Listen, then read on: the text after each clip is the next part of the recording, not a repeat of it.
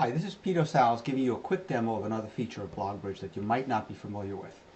What I'm going to show now is how easy it is to create a guide if you want to follow a new topic. So in the scenario I'm looking at here, I've come across an article in the New York Times which I'm looking at in my regular web browser. I'm on a Mac here, so this is Safari. They recommend a series of bloggers that talk about the fashion business. And I'm interested in this topic, so I want to follow them. On the right here, you see my BlogBridge window.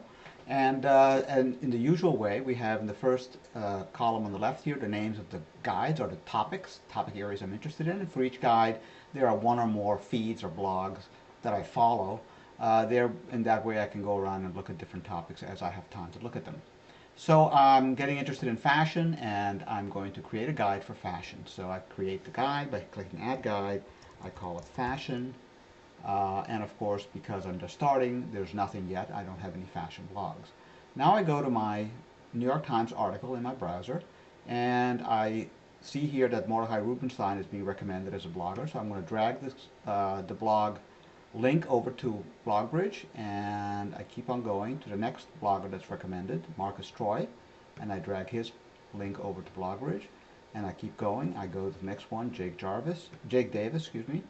And I drag him into BlogBridge, and I keep going, and I see here Michael Williams, and I drag him into BlogBridge. Oops, sorry.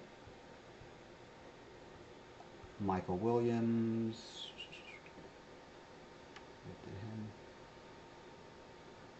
And drag him into BlogBridge. And I come to Lawrence Schlossman, who has 2 blogs, so I drag one in, and I drag the other one.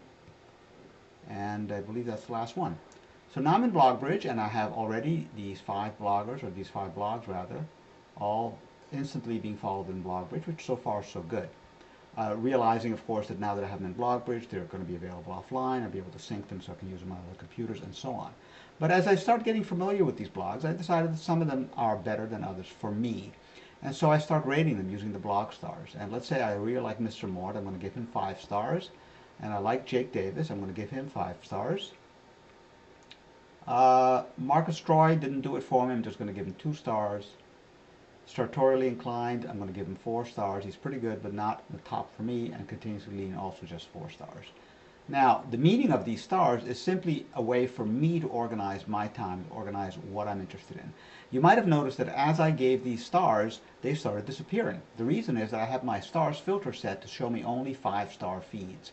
This is a way that BlogBridge lets me focus my attention and spend less time reading things or looking at things or being alerted to things I'm not interested in. If I have more time or more inclination, I can say, well, let's look at 4 stars as well, and now these other ones appear. So they've been there all along. I've just hidden them temporarily. That's basically the model with BlogBridge. You drag and drop the links into BlogBridge. You can follow them, you can filter them, you can prioritize them, and that doesn't even begin to get into all the other ways in which you can prioritize information and create a funnel so you only spend time on the things you're interested in.